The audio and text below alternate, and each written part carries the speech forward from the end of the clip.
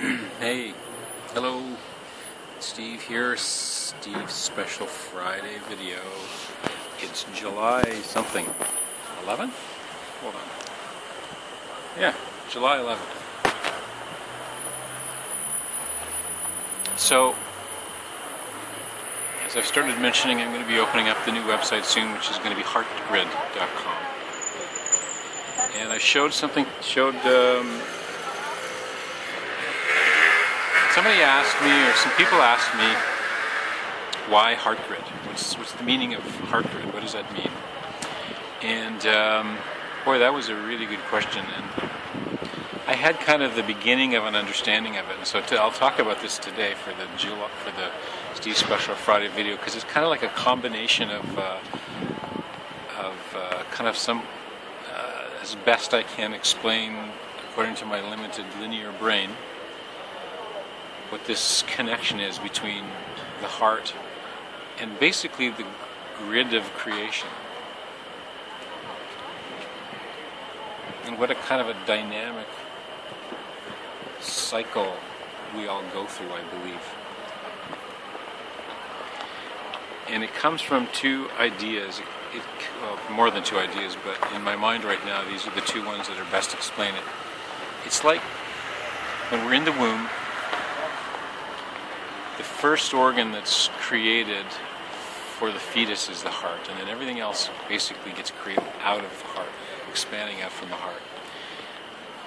In what I'm calling the HeartGrid system, this is very loosely a system at the moment, the core kind of centerpiece of it is the magnetic heart activation.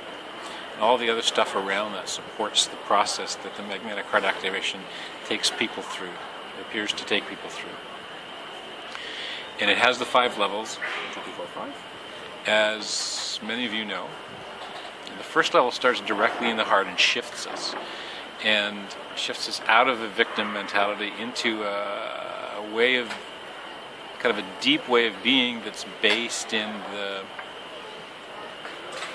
probably on some level, the truth, I believe, that in some way, mostly in ways we don't understand, we're the source of everything. So from the heart, the way I interpret all of this, the heart is the source of how we choose to connect, whether it's connect as a victim of the world happening to us, or as source of how and why we experience the world, and what we see as the world and creation, how we choose to experience it and why we experience it, the ways that we experience it, which means that there's much less of the victim. So many different levels that it's really impossible. So many multidimensional levels it's really impossible to completely understand. Long story short, the heart activation sets us up in a way where we shift out of victim and into source. We connect the heart and the mind in a new way, or maybe an old way, and we bring in this kind of balancing and this interacting of what we're going to call, for now, because I can't think of a better word, the masculine and the feminine, the divine masculine, divine feminine, perhaps, which seems to kind of activate us, turn on the power in our kind of internal energy structure, and it does create, it appears to me, it creates a new, or like I said before, an old or ancient energy structure that's inherent in us. And then, woof, we connect out to the grid of everything. Whoosh. And that's the simplest reason connection that I call it, the heart grid. We start in the heart and we come up and we kind of grow out of that heart space out and to become connected with, we become the grid, we become the universe, we become creation. But then the next part's really interesting, because I realized what it does is it also acts like a torus, where we're shooting out and becoming one with everything, and then in the torus, this kind of swirling whirlpool donut-shaped magnetic field that's at the core of everything. It's like a fundamental shape. Shape isn't the right word exactly, but it's this fundamental shape where it swooshes out, swooshes in, coming back out, and goes around and around around and around and around and around, into itself and out and into itself. Much like I kind of perceive this HeartGrid process, and all the emotions and all the cleaning and the clearing and all of the coming to an acceptance that we're connected with everything, that we are everything, and which brings us back into the heart, which takes us through the process again. And it takes us into the next level of awakening of self-acceptance, the next level of awakening of self-forgiveness, of connection. Sometimes this level of awakening is only intellectual. Sometimes it's this deeper love experience, this bliss, which allows us to expand out and accept that we're one with all that is, bringing us back into our heart, which allows us to do it again. I know I'm repeating myself, but it's like this swirling whirlpool donut movement we do on all the different levels, on the energetic level, on the emotional level.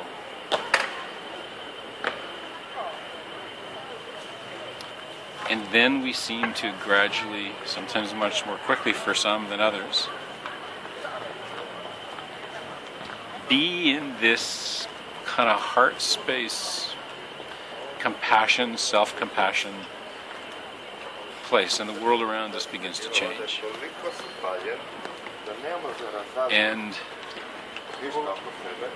in a very, other than sometimes some of the emotional release and working through stuff, but really in a very non-dramatic way, we just come into this alignment with this, what I believe is this fundamental kind of really powerful, benevolent presence that's source of everything, this quiet love that's at the foundation, is the foundation of a deep, deep, deep, deep peace. And our awareness, our who we are, it just comes into alignment with that. And as we do that, we simply have that deep next level of awakening, next level of acceptance, next level of self-forgiveness and forgiveness of the all. The bird likes that idea. Then without trying to change anything, without trying to argue with anybody, debate anything, without trying to make anybody think or see anything different than they naturally want to, people just begin to change. The world around us begins to change.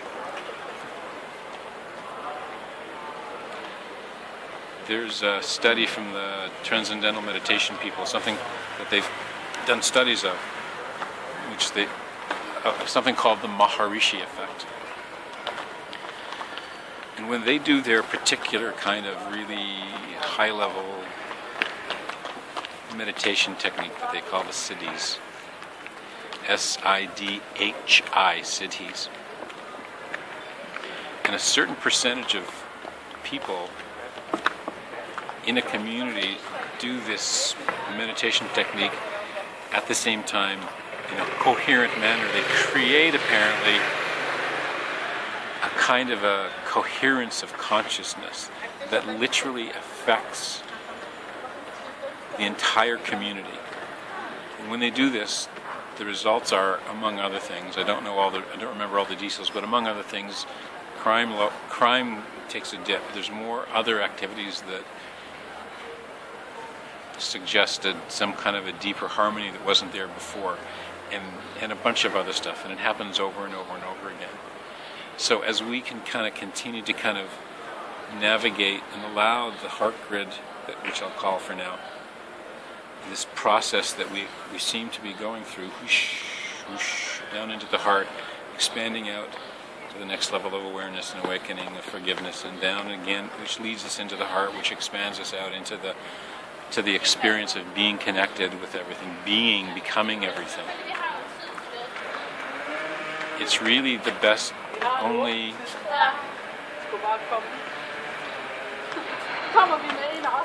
way to change everything. The only way to bring peace and reduce suffering, emotional suffering, physical suffering, reduce war. And we come into this way of being where we all get along.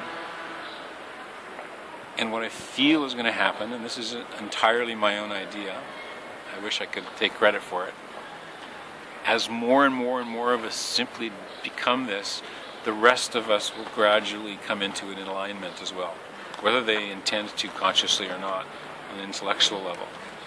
And we begin to open up to solutions for everything that we couldn't see while we were still in that separation, that survival, that feeling disconnected from love, from everyone, from source, from nature.